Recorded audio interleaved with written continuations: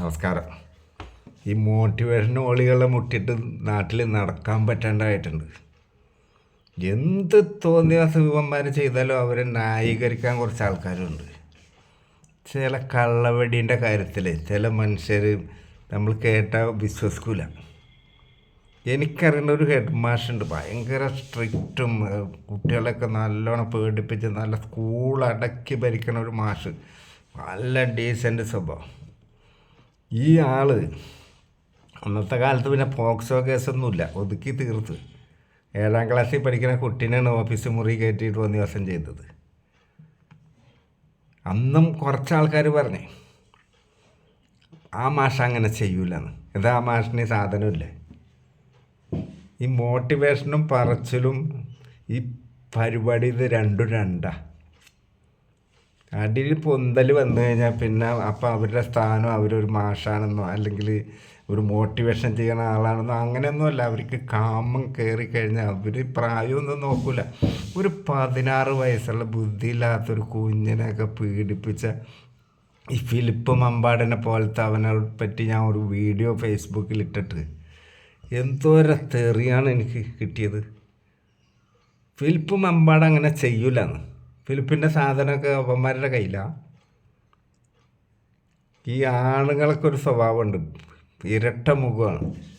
കൂടെ കിടക്കണ ഭാര്യനെ അറിയാണ്ട് ഉറക്കി കിടത്തിയിട്ട് പോണ ആണുങ്ങൾ എനിക്കറിയാം. ഭർത്താവിനെ ഉറക്കി കിടത്തിയിട്ട് പോണ പെണ്ണുങ്ങളുണ്ട്, അനുഭവസ്ഥനാണ്. അതല്ല, നമ്മളൊരാളങ്ങനെ ചെയ്യൂല ഇങ്ങനെ ചെയ്യൂല എന്ന് ഉറപ്പിച്ച് പറയാൻ പാടില്ല. ദിലീപ് കേസിൽ പെട്ടപ്പോൾ പറഞ്ഞില്ലേ, ഞാൻ അറിയണ ദിലീപ് അങ്ങനെ ഒരിക്കലും ചെയ്യില്ല.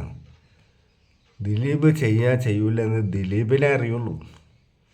നമ്മുടെയൊക്കെ ഉള്ളിൻ്റെ ഉള്ളിൽ വേറൊരു ആളുണ്ട്. ആ ആളാണ് നമ്മളെ കൊണ്ട് ഓരോ പ്രവൃത്തിയും ചെയ്യിക്കണത്. വർഷങ്ങളോളം കൂടെ കിടക്കണ ഭാര്യയ്ക്ക് മനസ്സിലാവില്ല നമ്മളെ. പിന്നെ അല്ലേ എപ്പോഴെങ്കിലും വീഡിയോ കണ്ട അല്ലെങ്കിൽ സിനിമ കോട്ടിലെ സ്ക്രീനിൽ കാണുന്ന ആൾക്കാർ അയാളത് ചെയ്യില്ല എന്നൊക്കെ പറയണത്. തെറ്റുപറ്റാത്ത മനുഷ്യരൊന്നുമില്ല. തെറ്റുപറ്റും, കള്ളവെടിയും ഒക്കെ നാട്ടിൽ നടക്കുന്നുണ്ട്. പക്ഷേ ഈ മോട്ടിവേഷൻ ഓളികൾ ചെയ്യുമ്പോൾ അത് വലിയൊരു സെറ്റാണ്. അത് ശരിയല്ല, ഇത് ശരിയല്ല, അങ്ങനെയാണ് ഇങ്ങനെയാണെന്നൊക്കെ പറഞ്ഞിട്ടും ഒളിച്ചു പോയി ഇവർ ചെയ്യുമ്പോൾ അത് നാട്ടുകാരറിഞ്ഞാൽ അവരെ വെച്ചേക്കാൻ പറ്റുമോ? ഇപ്പം എന്നെ തെറി പറഞ്ഞ് എൻ്റെ ഫേസ്ബുക്കിൻ്റെ ഇടയിലൊക്കെ തെറി പറയുന്നുണ്ട്. പക്ഷേ വേറൊരു കാര്യമുണ്ട്, ഇവനെ അറസ്റ്റ് ചെയ്ത പോലീസിനെ തെറി പറയൂല, റിമാൻഡ് ചെയ്ത കോടതിനെ തെറി പറയില്ല. കാരണം എന്താ? വിവരം അറിയും. ഫേസ്ബുക്കിൽ പിന്നെ 2 തെറി എഴുതി അവന്മാർക്കൊരു സുഖം. ആ സുഖം എടുത്തോട്ടെ. ഒരു മനുഷ്യനെ നന്നാക്കാൻ നടക്കുമ്പോൾ ആദ്യം അവനോ നന്നാവണം. ഇപ്പം ജിജിമാരിയൊക്കെ സ്ഥിരം കൗൺസിലിങ് മോട്ടിവേഷൻ ക്ലാസ് അവൾ വന്നിട്ട് വെള്ളം അടിച്ചിട്ടാണ് ഭർത്താവ് ഇവളുമായിട്ട് അടി തമ്മിൽ തല്ലി തല കീറി ഇപ്പോൾ അവൾ അച്ചാറുണ്ടാക്കി വിൽക്കാം. അതാണ് പറഞ്ഞത്. മനുഷ്യനെല്ലാവർക്കും ഒരു ഇരട്ട മുഖമുണ്ട്. പിന്നെ ചില പെണ്ണുങ്ങൾക്ക് അമിതമായിട്ടുള്ള കാമുണ്ടാവും, ചില ആണുങ്ങൾക്കും ഉണ്ടാവും. അവർ രഹസ്യമായിട്ട് ഇതൊക്കെ ചെയ്യുകയും ചെയ്യും. പക്ഷെ അവരുടെ മറ്റുള്ള സ്വഭാവവും പെരുമാറ്റവും കണ്ട് അവരെ വിലയിരുത്താൻ പാടില്ല. ബാക്കിയുള്ള കാര്യത്തിനൊക്കെ നല്ലതാവും, ഈ കാര്യത്തിൽ അവർ ചെയ്യുകയും ചെയ്യും. അതിൽ വലിയൊരു തെറ്റൊന്നും ഞാൻ പറയല്ല. ആഗ്രഹമുള്ളവർ ചെയ്യണം, ഞാനും ചെയ്യാറുണ്ട്. അതല്ല ഇവിടെ പ്രശ്നം. ജനങ്ങളെ നന്നാക്കാൻ നടക്കുന്ന ആൾക്കാർ വേറൊരു രീതിയിൽ പെരുമാറുമ്പോൾ ഇപ്പം പത്രങ്ങൾ, ധാരാളം മനോരമ പത്രത്തിൽ ഇന്നലെ ഞാൻ കണ്ടു, സകല ചാനലിലും വന്ന് ഇപ്പം എല്ലാ മീഡിയയിലും വന്നിട്ടുണ്ട്. അതിലൊന്നും കുഴപ്പമില്ല. ഞാനൊരു വീഡിയോ ചെയ്തപ്പോൾ തെറിയുടെ പൂര.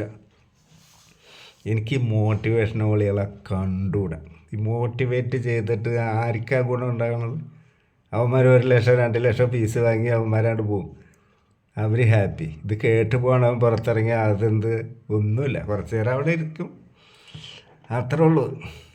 അപ്പോൾ തെറി മാത്രം ബാക്കി. എന്നാലും ഞാൻ വിളിച്ച് പറഞ്ഞുകൊണ്ട് നിൽക്കും സത്യങ്ങൾ. ജനങ്ങളറിയാത്ത എൻ്റെ ചാനലിൽ കൂടി ഇനിയിപ്പോൾ ഒരു 10 ആൾ അറിഞ്ഞാൽ 10 ആൾ അറിയണം. അതാണ് എൻ്റെ ഉദ്ദേശം. തെറ്റ് ചെയ്താൽ, സാധാരണ മനുഷ്യൻ ചെയ്താൽ ഞാൻ ഇത്രയും പറയില്ലായിരുന്നു. അതാണ് പറഞ്ഞു വരുന്നത്. അപ്പോൾ അടുത്ത വീഡിയോ ആയിട്ട് പിന്നെ കാണാം. നമസ്കാരം.